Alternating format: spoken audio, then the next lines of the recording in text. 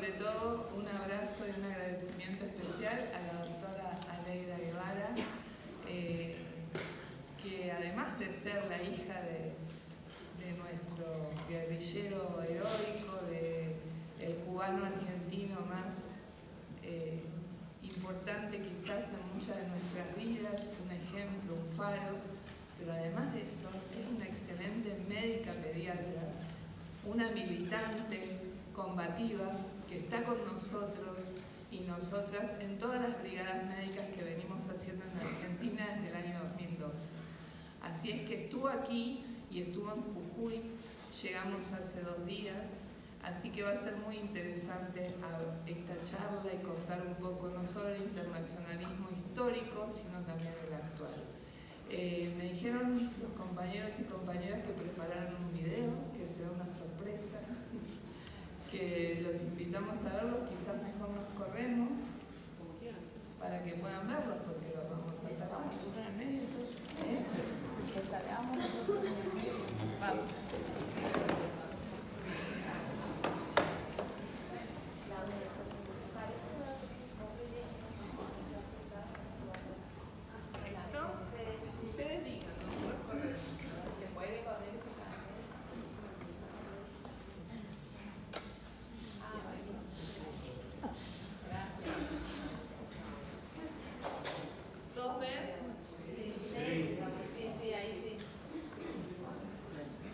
¿Se escucha bien el fondo? La idea de este video, para presentar un poco, es un registro de compañeros y compañeras que han participado y que han trabajado con este núcleo del ejemplo, con el ejemplo y las ideas de la Revolución Cubana, y es simplemente eso, para que lo vean, y después les dejamos a las compañeras que hagan uso de la palabra. Gracias a todos y a todas por venir.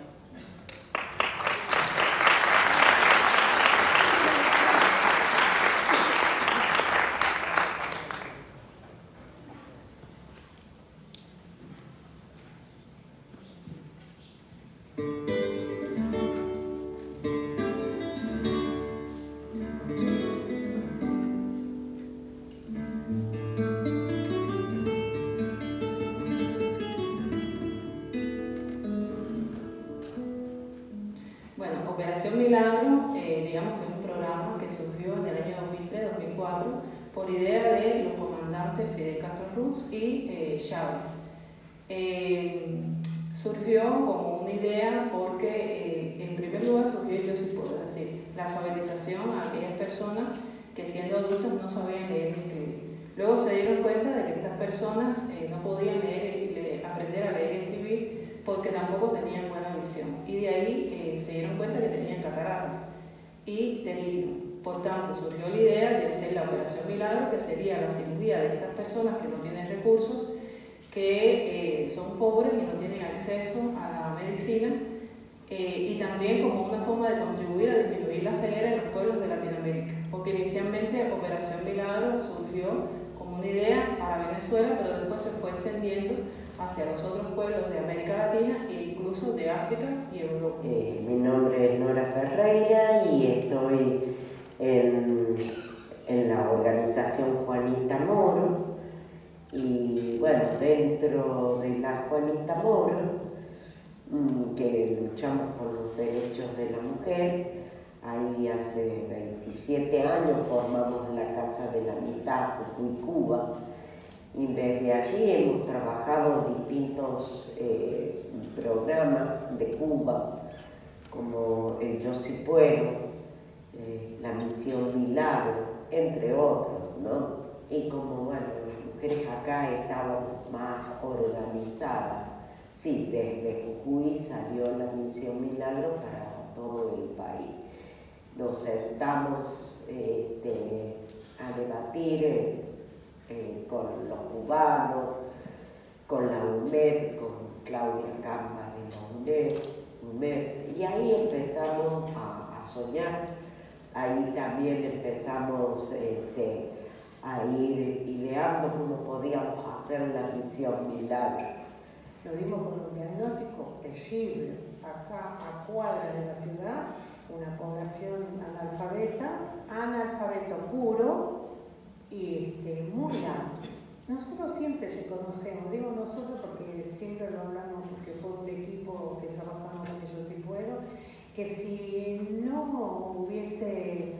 decidido el gobierno de Cuba, la fundación UMEP, la articulación que tuvimos, la presencia de los cubanos, no hubiésemos tenido los resultados tan impactantes. Desde el triunfo de la revolución, uno de los perfiles o digamos de los principios de nuestra revolución es la solidaridad y el internacionalismo y también el voluntarismo, es decir, no hay nada que se pueda hacer que sea obligatorio. Para nada las misiones médicas constituyen una obligación del médico, no está en ningún estatuto y no te lo piden, es decir, no es un requisito para nada indispensable dentro de los médicos en Cuba. Existe la colaboración médica como institución que tiene que ver con el Ministerio de Salud Pública y, bueno, por supuesto con, digamos, con los lineamientos del partido, porque hay que cumplir con los principios de nuestra sociedad socialista y del partido. Por tanto, todo lo que se, es decir, todas las solicitudes que se hacen son a manera voluntarias.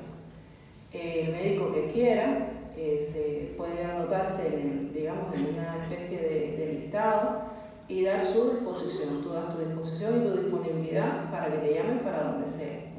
Cuba nos demostró de que era posible el socialismo, entonces Cuba jugó un papel fundamental. Lo nuestro está íntimamente relacionado a Cuba y por lo tanto a la clínica Che Guevara, que para nosotros es la forma más efectiva de solidaridad con Cuba, lo que están haciendo los compañeros de la clínica. La tarea de la clínica, que es ir a la persona y solucionarle un problema insoluble en nuestra sociedad, con el estado que tenemos, con la situación económica que tenemos, insoluble, y que la clínica lo solucione, eso trasciende todo.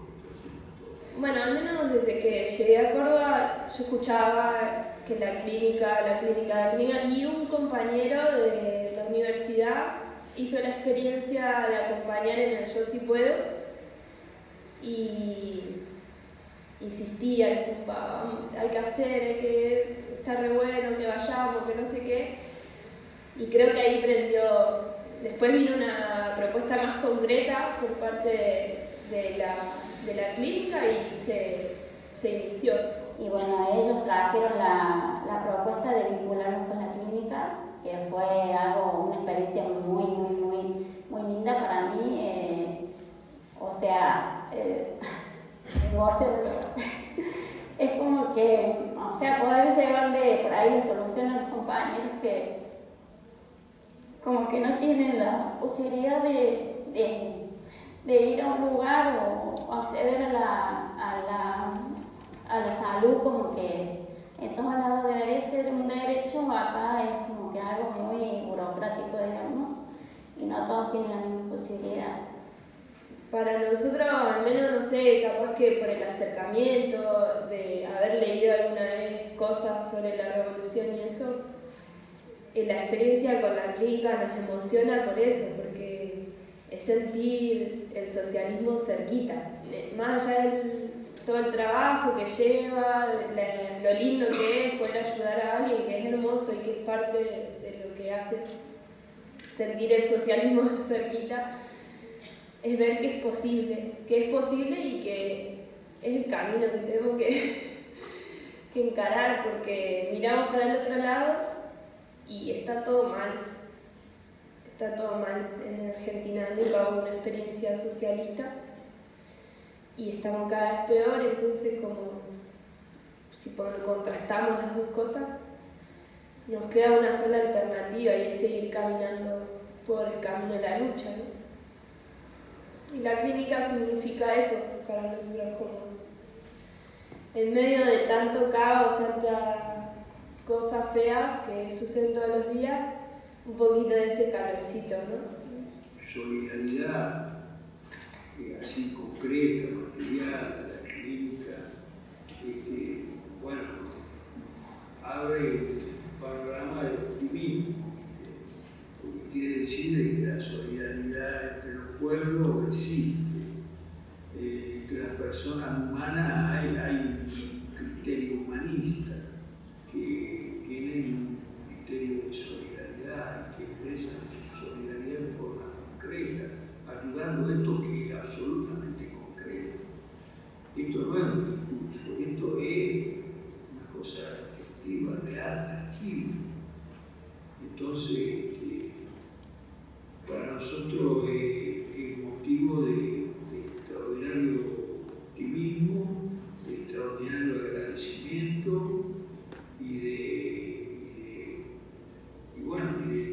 tratar de impulsar y que cada vez esta solidaridad sea más intensa.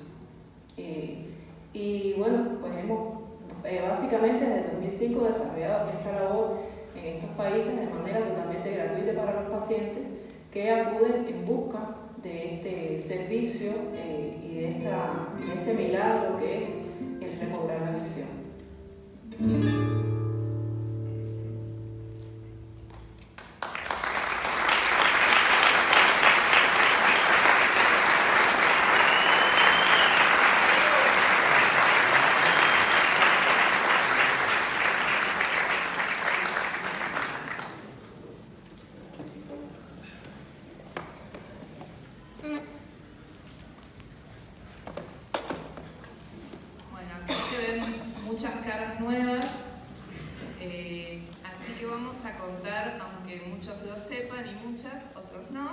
Vamos a contar un poquito la historia para poner en contexto de por qué llegamos hasta aquí.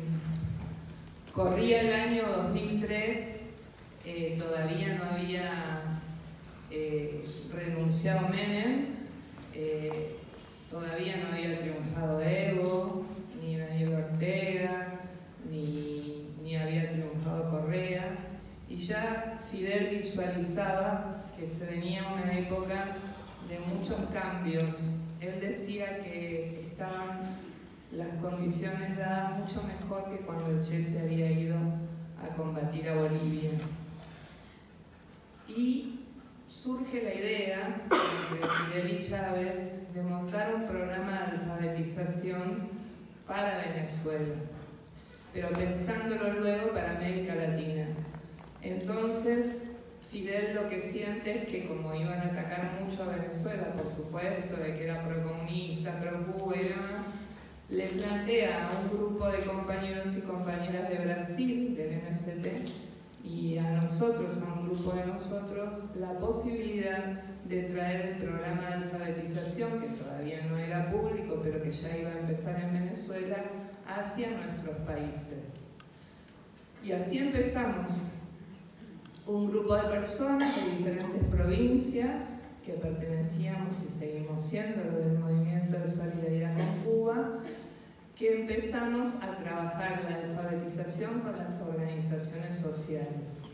La importancia de que tanto en Argentina como en Brasil germinara el programa de alfabetización era una manera de abrazar a Venezuela, de acompañarla en ese proceso tan importante que tenía. Y así empezamos, no éramos fundación en ese momento. Decirles que desde julio del 2003, que fueron los primeros centros de alfabetización, junio, julio, a diciembre fue la primera graduación con 500 alfabetizados, que recuerdo que en el caso de Buenos Aires se hizo en el anfiteatro de Ate y que le habíamos pedido a todos los movimientos sociales que a veces no se juntaban para las marchas ni nada, que bajaran sus banderas y solamente subieran la bandera de Cuba y de Argentina. Y así fue. Cuba unió y fueron los primeros graduados. De ahí en más seguimos caminando, seguimos alfabetizando. Fue muy fuerte el impacto en Jujuy, una provincia que necesitaba también todo el apoyo. Y llegó el 2005 y surge la idea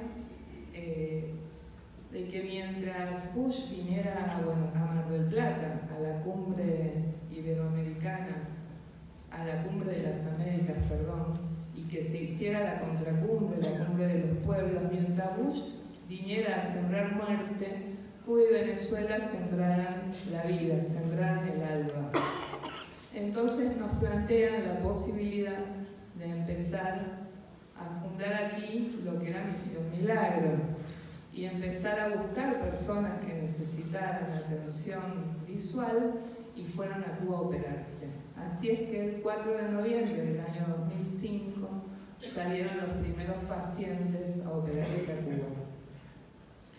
Eso sucedió durante 6 meses, pero imagínense lo que implicaba viajar a Cuba, gente que nunca había salido de su pueblo, muchos de ellos, ¿no? dejar su familia. Nosotros tratábamos de que vayan 2 acompañantes por avión, pero más no se podía porque el costo era muy alto. Estaban en Cuba, a veces 15 días, a veces un mes y regresaban. Y ahí empezamos a tener algunas complicaciones, porque al principio logramos sacar pasaportes por medio del sindicato, de arte y de otros compañeros, pero en esa época los pasaportes los daba la Policía Federal. Y se dieron cuenta que esa gente que iba a sacar los pasaportes así de máxima urgencia no iban a ningún congreso. Y cuando se dan cuenta que iban a Cuba, nos cortaron la canilla y no nos dejaron hacer más pasaportes. Entonces, ante esa dificultad, como hace Cuba, como es Cuba, como nos enseñó Cuba de cada vez una victoria, nos enteramos que Evo, que ya había triunfado, iba a sumarse a los acuerdos del ALBA y que con eso iba a poner hospitales en Bolivia. Entonces le hicimos una notita a Fidel explicándole que si Evo ponía algún hospital en la frontera con Argentina, nuestra gente podía viajar con DNI. Y así es que en 2 semanas se inauguró el primer centro oftalmológico, el primer quirófano dentro de un centro, de un hospital público, que fue en Villazón, que fue a los poquitos días que Fidel se fue de aquí de Córdoba, de esta universidad. En ese contexto, durante 2 años se operaron más de 30.000 argentinos y argentinas. Y aquello fue una epopeya, porque fue una unidad de compañeros y compañeras de la solidaridad, de organizaciones sociales y de compañeros y compañeras de Bolivia, del gobierno de Bolivia, de la revolución bolivariana y de la revolución cubana. Nosotros decimos que sí, Argentina fue parte del ALBA, un ALBA de los pueblos, pero sí fue parte de un ALBA. Ya en el 2008 teníamos la suficiente cantidad de pacientes operados y operadas como para pensar en que estaban dadas las condiciones para poner un quirófano en nuestro país. ¿Y por qué hubo que esperar? Porque los colegios médicos golpeaban fuerte, la corporación más que los colegios, golpeaban y fuerte, porque algunos colegios no son corporativos, pero el oftalmológico, el consejo es muy fuerte. Entonces primero había que tener el pueblo, que nos defendiera, que se defendiera a sí mismo, que defendiera su derecho a la salud para poder armar un quirófano. Y así es que se elige Córdoba después de un recorrido por diferentes zonas, porque bueno, era el sitio donde esta histórica universidad, los jóvenes hicieron aquella reforma universitaria, es el sitio donde estuvo, donde vivió parte de su niñez y su adolescencia el Che, el sitio donde habían estado Fidel y el Che por el último viaje de Fidel. Y bueno, era logísticamente una provincia central a donde podían llegar personas de diferentes partes del país y no, además no por poco, sino por mucho. Elegimos Córdoba porque los compañeros de la clínica Junín, clínica recuperada por sus trabajadores y trabajadoras, nos habían ofrecido.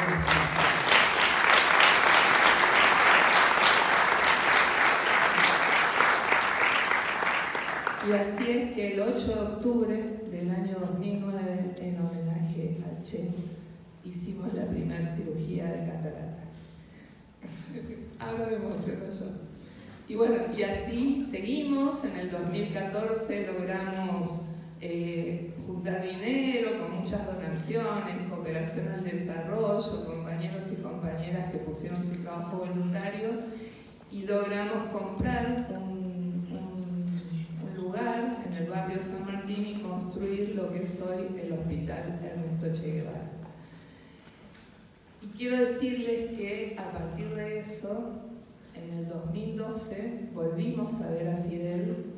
Él, la última vez que lo habíamos visto fue aquí en Córdoba y nos había dado todas las indicaciones. Él personalmente dirigía las misiones de Argentina, tanto el programa Yo Sí Puedo como Operación Milagro. era parte de su dirección. Ustedes saben que él tenía en el Consejo de Estado su despacho, y al lado de su despacho estaba la oficina de las misiones médicas. Estaba la oficina de donde se dirigía todo Venezuela, sobre todo, ¿no? Sobre las misiones médicas. Las educativas estaban en otro edificio. Y había una compañera que dirigía las misiones médicas, pero en el caso de Argentina la dirigía él, por el amor que le tenía a nuestro país, por el amor que le tenía al Che. Y entonces él, la última vez que estuvo aquí, nos indicó, nos pusimos de acuerdo en cómo sería Bolivia, y después se enfermó. Y en el año 2012, que ya estaba un poco recuperado, lo volvimos a ver en su casa. Y nos volvió a decir lo mismo que nos había dicho en el 2006 aquí. Y le pudimos decir, comandante, ya lo hicimos. Ya hicimos todo eso que usted dijo en Bolivia. Y ahora estamos haciendo esto. Y bueno, se emocionó mucho. Y una de las preguntas que nos hizo fue, ¿dónde estaban los graduados de la ELAM, de la Escuela Latinoamericana de Medicina, a donde tantísimos jóvenes de nuestro país, humildes, viajaron a estudiar y que tenían que volver a sus países a compartir con sus comunidades sus conocimientos y salvar vidas?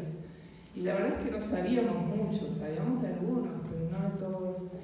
En ese momento había estado, hacía pocos meses había sucedido el terremoto, no sé si se acuerdan, en Haití, y estaban en pleno brote de cólera.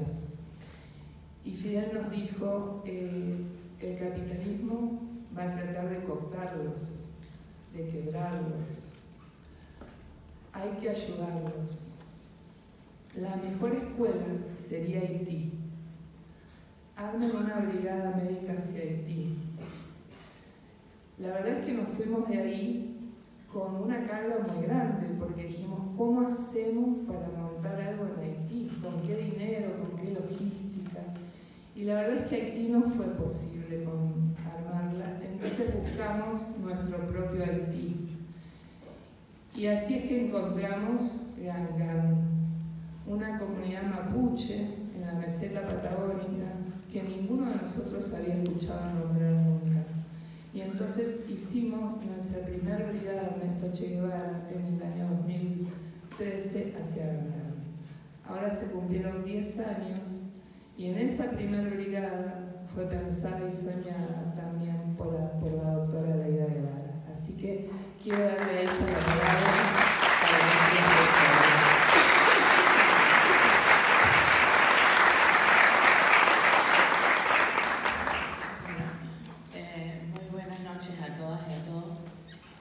Estoy un poco difónica porque hablo muchísimo, me paso todos los días hablando, y cuando no es en conferencias, es con amigos, pero todo el tiempo, es una cosa tremenda. Entonces las cuerdas vocales se van dañando. Pero también estoy cansada porque han sido días muy intensos y días muy emotivos. Sí. Yo estaba en Buenos Aires, presentamos un libro precisamente de Operación Milagro aquí en Argentina, que fue hecho por Euskadi Cuba, que es una organización de solidaridad del pueblo vasco con Cuba, y que se ha puesto a trabajar junto con Claudia para tratar de mantener el hospital a flote, con todas, ustedes saben, las venidas y idas que hay en América Latina y sobre todo aquí en Argentina, con distintos gobiernos.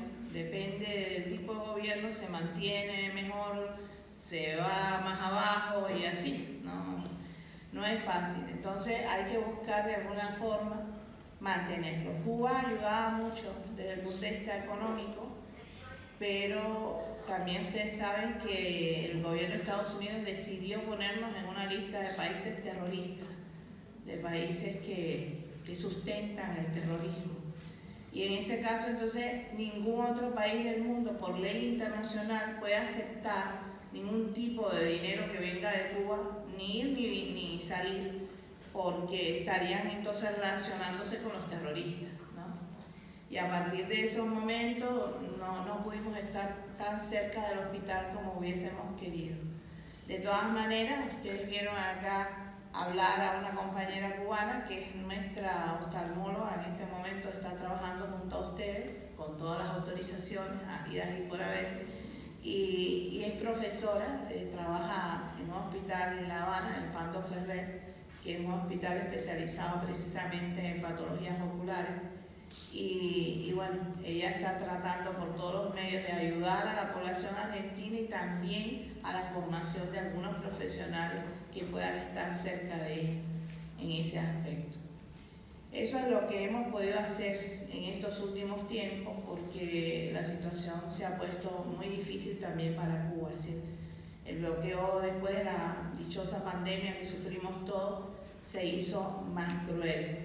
En vez de aliviarse, que se suponía que como algo humano, ¿no?, podría ser más suave, fue todo lo contrario. Ellos apretaron el bloqueo y además nos incluyeron esta dichosa lista de países terroristas. La cosa es difícil, pero como ustedes han leído ahí, para nosotros el internacionalismo es una manera de vida. Nosotros somos hijos también del internacionalismo, y en mi caso más todavía, ¿no? Porque si mi padre no hubiera llegado a Cuba, no existiría yo. Así que de alguna manera mucho de nosotros está relacionado muy íntimamente con este sentimiento.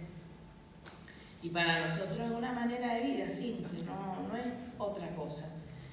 Hablo del pueblo en general.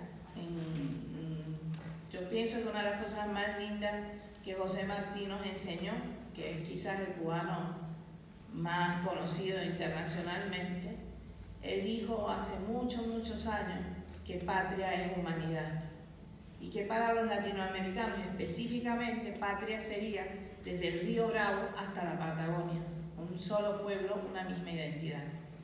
Y nos educan con esos conceptos. Entonces para nosotros es muy fácil entender que cuando hacemos una carrera, y más una carrera de este tipo, que se supone que es casi un sacerdocio, pues es muy fácil y hermoso poder ir a ayudar a otros pueblos del mundo. Es una cuestión normal, lógica para nosotros. Pero a veces la situación económica se pone bien difícil, y les decía que ahora con esta pandemia se agotaron prácticamente todos los recursos del país, porque utilizamos todas las reservas que teníamos para poder fabricar 5 vacunas contra el virus, y lo logramos. Es decir, es el único país de Latinoamérica que tiene sus propias vacunas.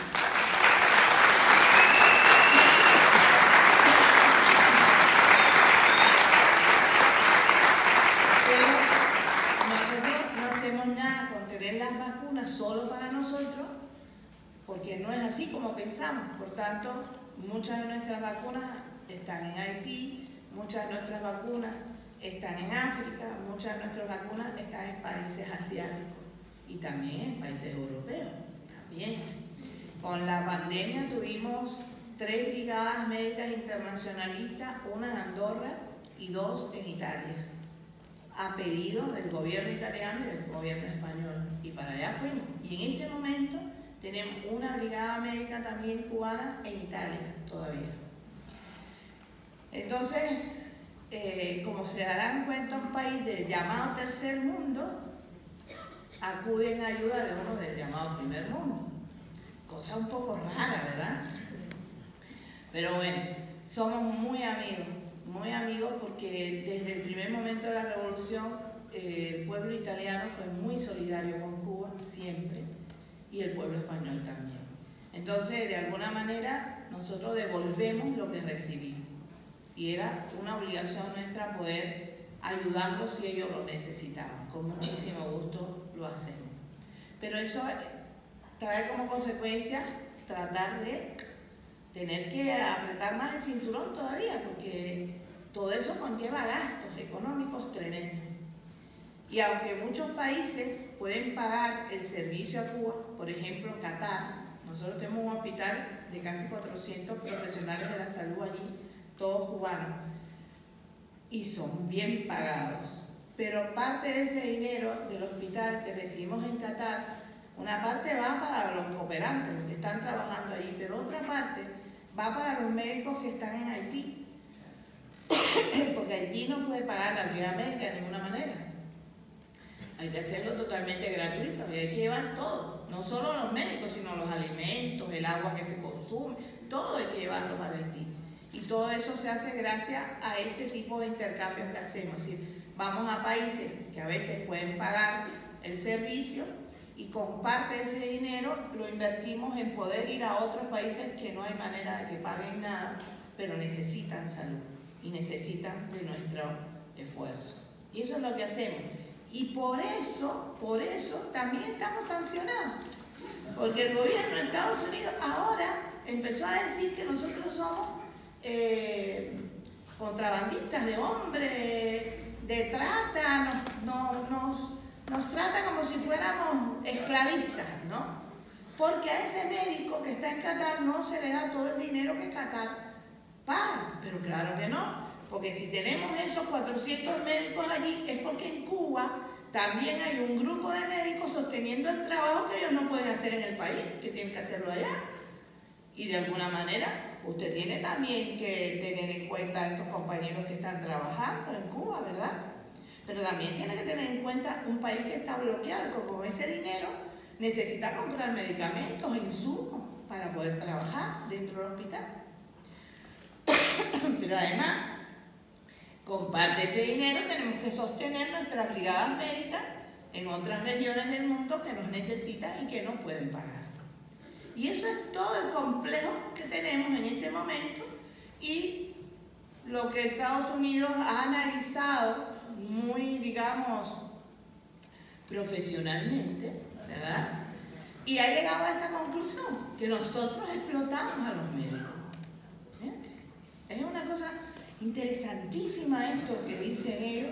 De verdad les digo, porque hablan tanto de democracia, de derechos humanos, de defender, no sé qué cosa, porque todavía no entiendo qué demonios han defendido alguna vez en su puñetera vida, pero bueno, hablan y hablan sobre estas cosas y la gente se lo cree, porque lo más triste de todo esto es que hay muchas personas que se creen el cuento de los gringos y que entonces llegan a pensar de verdad que, ay, Cuba, pero ¿cómo cayó Cuba en eso? ¿Cómo va a ser Cuba posible que esclavice a sus hombres? Y se lo creen. Es lo triste, realmente lo triste es eso, que todavía haya seres humanos que tengan la ingenuidad, digamos, de creer semejantes patrañas. Cuando estaba en Venezuela, en una de las ocasiones que estaba allí, yo recuerdo que hice un programa de televisión con un padre, con un cura, bastante progresista el hombre. Yo les aclaro que no tengo creencia religiosa ninguna, así que no creo ni en la paz de los sepulcros, pero respeto todas las religiones y respeto sobre todo a los que son consecuentes con lo que creen. Y este padre era un hombre de verdad muy, muy activo en su trabajo social y tenía este programa de televisión interesante. Estábamos en Caracas, en los barrios estos marginales que había ahí todavía, y cuando estoy haciendo el programa hablamos de cómo la prensa cambia las cosas, modifica las informaciones y cómo la gente se las cree, ¿no? Y cuando termino el programa había un muchacho escuchándome y me dice, oiga doctora, usted habla muy bonito, pero mi presidente está regalando mi petróleo y yo todavía aquí tengo muchas necesidades. Digo, sí, macho, ¿y a ti te gusta el sabor del petróleo? Me dice, no. Digo, tu presidente está cambiando el petróleo por las vacas que tú no tienes, por el arroz que tú no cultivas, por los frijoles que tú no tienes, o por otro, ¿entiendes? Entonces, ¿cuál fue la cuestión que él dijo? Pero la prensa no dice eso. Efectivamente, es verdad. La prensa no dice eso, pero usted tiene que aprender a leer entre renglones. Si una prensa empieza, de ese tipo, que tenemos muchas por acá, a hablar cáscara de piña sobre una persona, a lo mejor tendríamos que pensar, bueno, ¿y qué están haciendo esta persona de bueno para que esta gente la cojan con ellos, no? Ay, perdón, aquí no se dice coger. Es una manera de hablar, esa, es una manera. Pero vino bien, vino bien. Ahora, estas cosas realmente te golpean mucho porque uno siempre tiene confianza en el pueblo. Yo tengo el privilegio de haber crecido con hombres excepcionales en la Revolución Cubana. Bueno, primero mi papá, que desgraciadamente lo pude disfrutar muy poco tiempo, pero después tuve a Fidel, que fue también como un padre para mí, es decir, me eduqué muy cerca de él en muchos aspectos.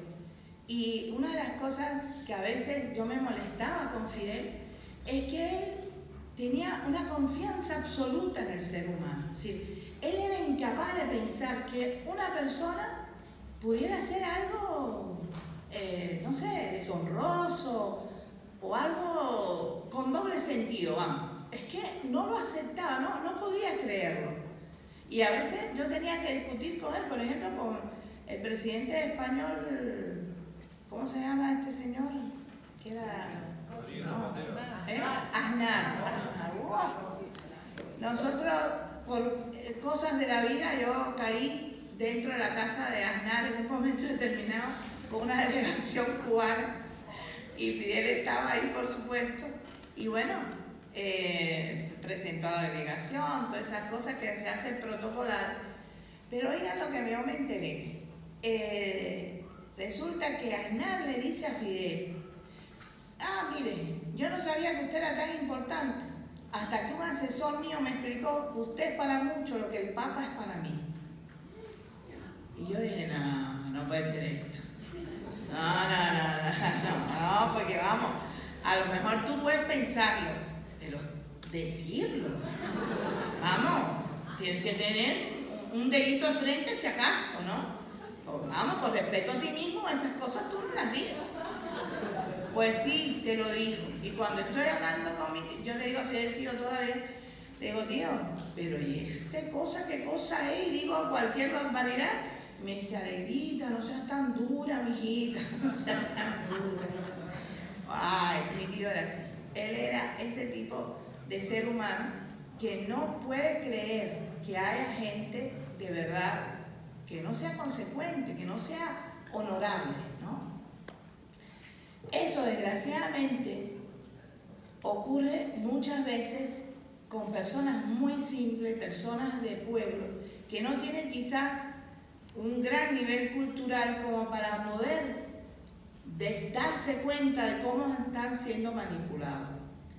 Y es una cosa muy peligrosa porque esas personas pueden ser manipuladas para votar, pueden ser manipuladas para opinar, pueden ser manipuladas para presentar hasta una batalla por algo que no tiene nada que ver con su vida y que todo lo contrario lo que va a perjudicarlo. Pero el problema está que muchas veces nosotros no somos capaces de llegar a esas personas. Nos olvidamos de la importancia que tienen esas personas. Y bueno, pagamos también las consecuencias en ese sentido. En América Latina yo siento que durante mucho tiempo se ha abandonado en gran parte a los pueblos autóctonos, a nuestra verdadera cultura, nuestras verdaderas raíces culturales.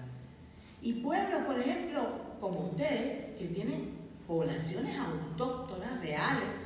Cuando estuve en el norte del país, de verdad, en Misiones, estuve con poblaciones que parecen estar viviendo en el siglo XV, en las condiciones en que viven. Y este es uno de los países más ricos del continente, porque Argentina tiene de todo, las riquezas habidas y por haber, tierras fértiles, producción de grano, tiene de todo. ¿Cómo es posible que hayan seres humanos que vivan en esas condiciones. Pero lo peor es, ¿cómo es posible que los grandes argentinos capaces de pensar, analizar, discutir, porque les gusta mucho discutir, no sean capaces de escuchar a su propia gente y no sean capaces de llegar a las raíces de su propia cultura? Eso es algo que no logro explicármelo, porque es envidiable, de verdad es envidiable. Siempre yo cuento, cuando fui a Nicaragua la primera vez, mi primera misión como médico, yo era todavía estudiante de medicina, estaba haciendo el último año de la carrera, ¿verdad? Y cuando llegué allí, con 22 añitos, aquello fue una experiencia tremendamente dura. Y llego un día al hospital, un hospital nuevo que me tocaba en rotación, me paran en la puerta y me dice el médico: doctorcita, ¿qué usted hace ahí? Digo, esperando que usted me indique qué debo hacer. Entre que hay una mujer pariendo, hágale el parto. Mamma mía, yo había hecho 2 partos en mi vida, 2. Y con todos los médicos atrás, las enfermeras y toda la seguridad del planeta, sola en alma haciendo un parto. Oigan, los niños no tuvieron ningún problema, de verdad, pero las mamás, Nica, todavía me deben estar buscando por el desastre que yo dejé. Pues no tenía idea de lo que estaba haciendo. Terminé haciendo 100 partos, yo sola en Nicaragua, y ya me sentía un máster, una bárbara haciendo partos. Cuando llego al norte de Ecuador, en Cotacachi, y me empato con las parteras quichua. ¡Ah! No sabía nada de parto yo, absolutamente nada. Aprendí con ellas de verdad lo que significa un parto fisiológico. Parteras quichuas. Ese conocimiento ancestral está ahí, latente, y nosotros no somos capaces de buscarlo, de escucharlo y de tenerlo en cuenta. Son cosas que tenemos que empezar a pensar cómo rectificar, cómo resolver, porque de verdad es muy duro ver un país tan hermoso, con tantas cosas para disfrutar, y que haya seres humanos, los verdaderos pobladores de estas tierras, viviendo en esas condiciones. De verdad, es muy difícil aceptarlo. He estado en estos días también con compañeras y compañeros que están haciendo un esfuerzo tremendo por dar alimentación a los niños, por dar alimentación a su gente. Eso es un trabajo de verdad hermosísimo, que habla de hombres y mujeres que tienen capacidad de lucha y que tienen capacidad de buscar soluciones a los problemas reales que vive la población. Y lo están haciendo, pero hay que apoyarlos, hay que conocerlos, hay que estar junto a ellos, hay que protegerlos, porque esos hombres y esas mujeres son quizás la fuerza más grande que tiene el país. Esas cosas te dan confianza en que de alguna manera, con todo lo que se nos viene encima, que es bastante feo, hay gente que va a seguir adelante y que puede hacerlo, porque están organizados, porque saben lo que quieren y saben cómo hacerlo. Es muy duro, de verdad. Les decía, estar en Buenos Aires y ver en la televisión el reportaje de una periodista diciendo: quítense de encima, están matándolo, ese hombre le pasa algo, está morado. Eso es como algo que se te mete aquí adentro y que no te deja respirar. Estás viendo la muerte de un ser humano delante de tu cara. ¿Cómo es eso? ¿Cómo aceptar eso? Es muy difícil. Yo no puedo, de verdad, no tengo la capacidad para aceptarlo. Y me ha golpeado tremendamente, porque después, en la televisión nacional, en un canal, vi a gente diciendo que al hombre le había dado un infarto y que la policía lo estaba tratando de reanimar. Y tú dices, pero ¿y esto qué cosa es? ¿No? Es una cosa de verdad dolorosa, porque este país tiene una experiencia, una historia que no es tan vieja, es bastante fresca, y son 30.000 argentinos desaparecidos. Estamos hablando de una generación de argentinos que dejó de existir. Entonces, ¿cómo hacemos? ¿Cómo reaccionamos ante estas cosas? Mi papá siempre decía que la última palabra la tiene siempre el pueblo. Ustedes son los que pueden decidir realmente qué quieren hacer con sus vidas y qué pretenden dejarle a las nuevas generaciones. Nadie más puede venir a decirles lo que ustedes tienen o deben hacer. Pero de verdad les digo sinceramente que duele mucho esas cosas. Yo tengo un 50% de genes argentinos y me he educado en Cuba. Los isleños somos muy protectores de nuestra tierra.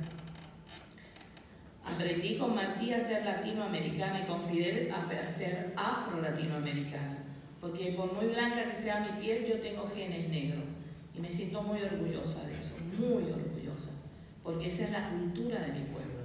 Esa mezcla de razas es la que nos hace el pueblo que hoy somos, y yo me siento de verdad muy orgullosa de eso. Como cubana, aprendí a ser internacionalista. Y lo que decía Claudia, para mí es una cosa natural, lógica. Yo venía a Argentina a hablar en la solidaridad, en teatros, universidades, muchas conferencias podía haber dado, pero nunca había estado dentro del pueblo, nunca. Y mi papá también decía que para conocer realmente a un pueblo, tienes que trabajar junto a él. Así sí se conoce a un pueblo. Y con esta fundación y con esta brigada he tenido el privilegio de conocer un poquitico más el pueblo de donde mi papá es originario. Y eso también te hace mucho bien, ¿no? Porque tú empiezas a reconocerte también como ser humano cuáles son tus raíces.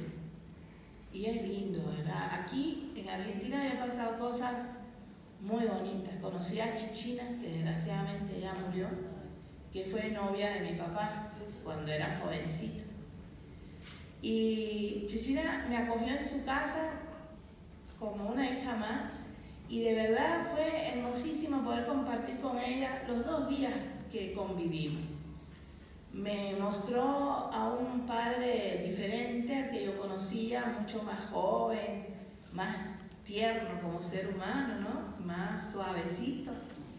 Y fue lindísimo escuchar las cosas que ella me contó de mi papá. Así que tengo muchas cosas que agradecer.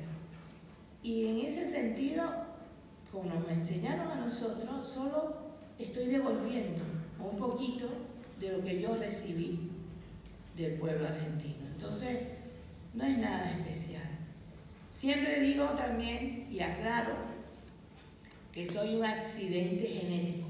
Sí, a mí me tocó el honor de ser la hija de un hombre muy especial y de una mujer extraordinaria también, de lo cual estoy muy orgullosa, seguro. Pero eso no te hace ni mejor ni peor ser humano. No. Lo único que te hace sentirte importante como ser humano es ser capaz de ayudar a otro. Eso sí te da un nivel en la vida muy importante y muy hermoso. El sentir que tú eres capaz de hacer sonreír a un niño, de pasarle la mano a alguien, de que alguien te escuche, de que se sienta complacido porque tú lo estás escuchando a él. Ese tipo de cosas es la que le da importancia a la vida de un ser humano, de verdad. Y en ese aspecto, sí, he crecido. Estuve en Nicaragua, como les contaba, con muy poca edad. Me gradué ahí también. Estoy graduada en la Universidad de La Habana y la Universidad de Ciencias Médicas de Centroamérica. Después de eso me fui a Angola 2 años. Fue una experiencia súper difícil, porque me perdonan, pero yo siempre dije que en Nicaragua se había roto el hijeputómetro, pero no, estaba equivocada, se rompió en Angola, de verdad. África es otro mundo, o otro lugar, y vivir allí te hace seguramente mejor ser humano. Te enseña a respetar más la vida y a rechazar todo lo que sea racismo y colonización. Son 2 palabras que para mí están perdonadas totalmente, no las puedo ni escuchar. Y Angola me hizo crecer también como persona. Ahí en el segundo año de estar en Angola, ya me casé y tuve, bueno, salí embarazada. Mi hija nació en Cuba, pero salí ahí en Angola. Y fue lindo, de verdad, a pesar de todo el dolor, el llanto y la desesperación por las vidas humanas que sabías que podías defender, pero no tenías con qué. Fue una experiencia que me hizo crecer, de verdad. Y después de eso he hecho pequeñas misiones ya, ¿no?, de mucho tiempo. He hecho misiones en Ecuador, con las parteras quichua, por ejemplo. He hecho misiones en México, en Michoacán sobre todo. He hecho misiones en Brasil, con el Movimiento Sin Tierra en Brasil. Y ahora, bueno, acá en Argentina, con la Brigada Che Guevara. Y eso yo tengo que agradecerlo, de verdad. Les agradezco infinitamente esa posibilidad y sobre todo la posibilidad de conocer personas magníficas, maravillosas, gente que te hace sentir feliz solamente con verlos, ¿no? Porque es lindo saber que hay tantos seres humanos que de alguna manera se mantienen en pie y son firmes con sus ideas hasta las últimas consecuencias. Así que en última instancia soy yo la que tengo que agradecer. Muchas gracias.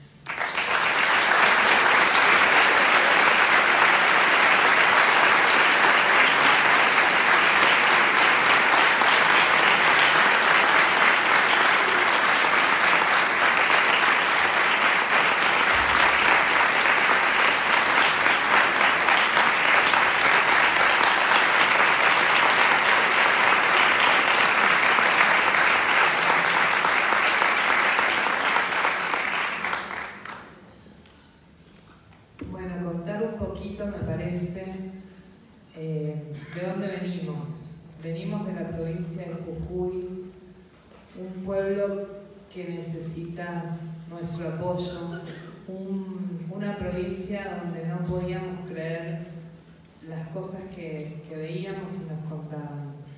Se están utilizando en Jujuy metodologías de la época de la dictadura. Está absolutamente bloqueada la información. Los compañeros y compañeras necesitan de todos y todas nosotras. Hay un montón de compañeros y compañeras jujeñas exiliados de nuestro propio país en otras provincias. Yo les voy a dar un ejemplo sencillo. Una neonatóloga que iba a venir con nosotros, graduada de la ELAM, tuvo que exiliarse porque tiene una causa en la cual puede ir detenida simplemente por haber estado en Purmamarca con la Cruz Roja y la Iglesia auxiliando a las personas reprimidas por el Estado terrorista de Jujuy. Hay un terrorismo de Estado.